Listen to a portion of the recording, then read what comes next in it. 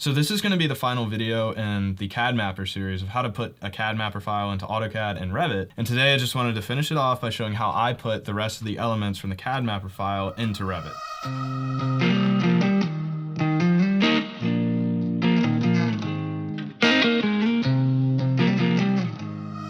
So if you haven't watched my Revit Typography video or the video prior to that, feel free to check those videos out if you want to just get up to speed and follow along with this entire tutorial process that I'm going through. I'll link them in the description below. For this video, we're just going to pick up where we left off and go ahead and open up the Revit Typography file that we created. So in order to bring the rest of the elements in, this is what I do personally. I like to use a system of linking. So I go to the Insert tab, Link CAD, and then navigate to wherever you have the files stored. And all you need to do is just select whatever files you need to link to this Revit model. So we can start with boundary. And so you notice the boundary file has been brought in. Link CAD again, we can do buildings. And so now all the buildings have been brought in. And just go through this list and link all of the files that you need and you want in this particular model. I found this really useful to use the section tool, so we can literally cut through our site, cut through the existing buildings, so on and so forth. And this kind of gives us a really good starting point so that we can start doing the schematic design. The only thing we can do right now, since it's linked to Revit, is we can change the base level depending on the elevations that you've set up, and we can offset, so on and so forth. We cannot change the actual geometry of these elements in Revit.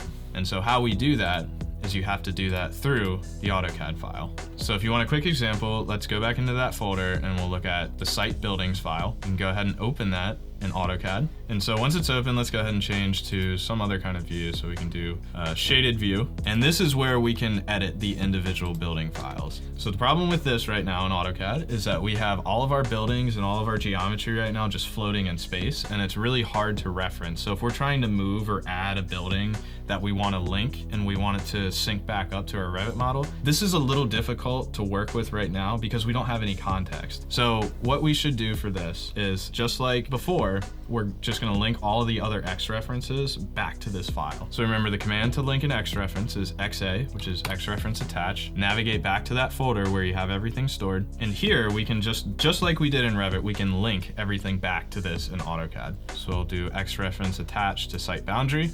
Scale factor is 1 and it's an overlay.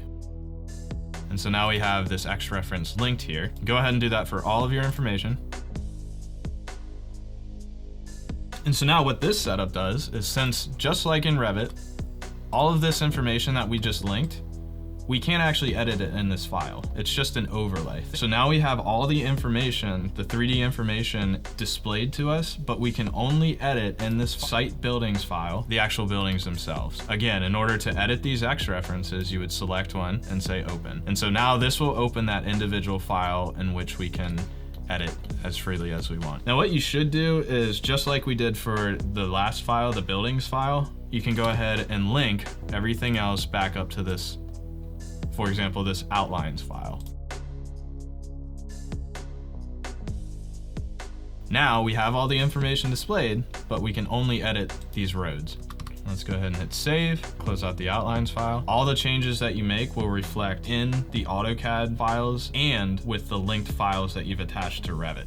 So let's say, for example, we wanted to change this building to reflect on our Revit model to be further back than it actually is shown right now. So we can just simply edit that, move it to wherever we need it to move, and then save the file. And once it's saved, go back into Revit, and you see the changes aren't made immediately. So what we need to do is just go to Manage, Manage Links, CAD Formats, and then we'll select this building file and say Reload. Hit OK, and then you can see the changes were made. So this is the kind of typical workflow. Like I mentioned, it allows multiple people to work on one project at the same time, but ultimately it just gives you a better system to keep your files organized and to keep your file sizes smaller and to make your entire workflow more efficient. So that's all I got for today, guys. When you follow that link in the description, it's gonna go back to my website, which I'll have the written tutorial for this.